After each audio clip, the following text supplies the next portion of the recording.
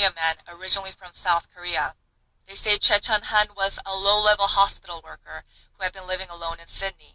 He has been charged with brokering sales of missiles, missile components, and expertise from North Korea, as well as discussing the supply of weapons of mass destruction. Choi is said to have been working for the North Korean government since at least 2008. Police also say Choi attempted to transfer coal from North Korea to non-government entities in Vietnam and Indonesia. A high-ranking police official said he had never seen such a case in Australia. He said that if successful, the various trades could have amounted to tens of millions of dollars. We think he's acting as basically as an economic agent on behalf of North Korea. There's nothing to suggest he's doing anything but that. He's doing it out of a patriotic purpose, and I think it does go to show that the sanctions are biting. The fact that we've got people involved in these type of activities means that I think the sanctions are actually having some effect. Australian Prime Minister Malcolm Turnbull also responded to the arrest. North Korea is a dangerous, reckless, criminal regime threatening the peace of the region.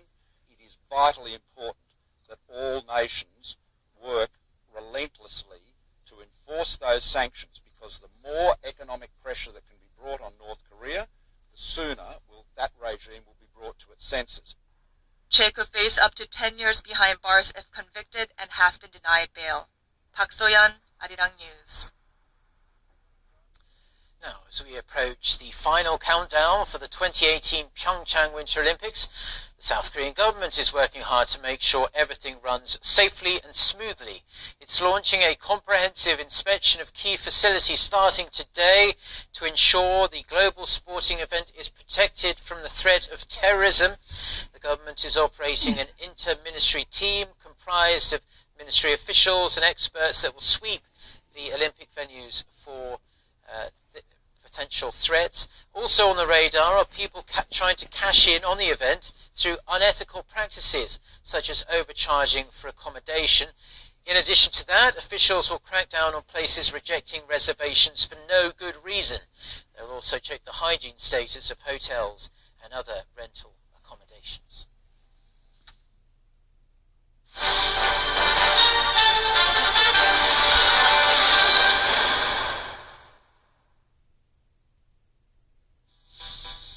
The Pyeongchang 2018 Olympics are less than 100 days away. On the brink of this grand global sports festival, the public's interest in winter sports is also rising. Now we zoom in on the passion and anticipation of the upcoming Winter Olympics displayed on the ice. This is an indoor ice rink in Gyeonggi-do Province. Since its opening in 2003, this rink has been a great spot for locals to spend their leisure time. On one side of the rink, some young skaters are practicing marching in place, wearing protective gear and skates. This class is run by the Korea Skating Union to support and encourage the sports activities of adolescents. In the class, the students get to learn the basics of skating for 2 hours daily for 4 weeks. Their passion is burning as the Olympics are approaching. We're running short courses on some 20 ice rinks across the country, and the public's interest is increasing with the Olympics approaching. The students are skating on the ice. Though they are just beginners, they seem to be fully mesmerized by skating. As a beginner, I suffer from foot pain and had a hard time learning how to walk in skates. Nevertheless, learning something with new people is fun.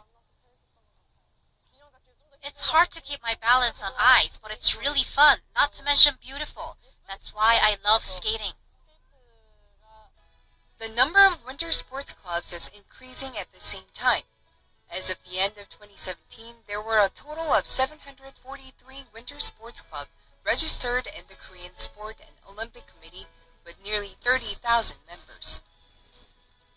A considerable number of the members joined the clubs in anticipation for the Pyeongchang 2018 Olympics.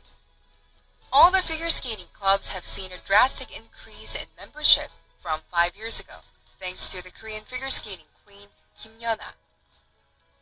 Hwang Il-hae and Kim Mi-yang fell into ice dancing after turning 40. Some 40 members of the gathering borrow an ice rink to practice 3 times a month. I began ice dancing because it offered a much more amusing way of enjoying skating with music and dance. It's very refreshing to sweat in the cold. It's a seasonal trait of winter. Every year, an average of 50,000 people visit ski slopes, and there are as many as 480 skiing clubs across the country. The challenge is winter is short, and most ski slopes are located in the countryside, making it hard for people to enjoy skiing frequently. Some places incorporate virtual reality into skiing to attract skiers.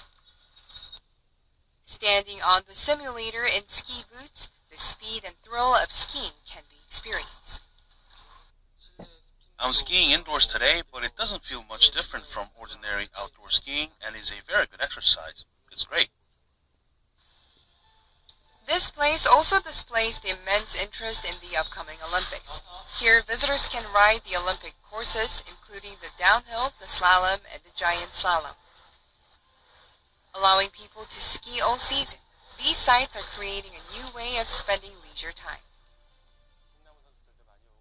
Many aspiring athletes come to ski here, and ski club members also come to this place after work on weekdays to quench their thirst for skiing and snowboarding. Short winter and lack of facilities have long been a major challenge for Korean winter sports. With all the efforts made for the Pyeongchang 2018 Olympics, it looks like winter sports in Korea will undergo major change. For the better, of course.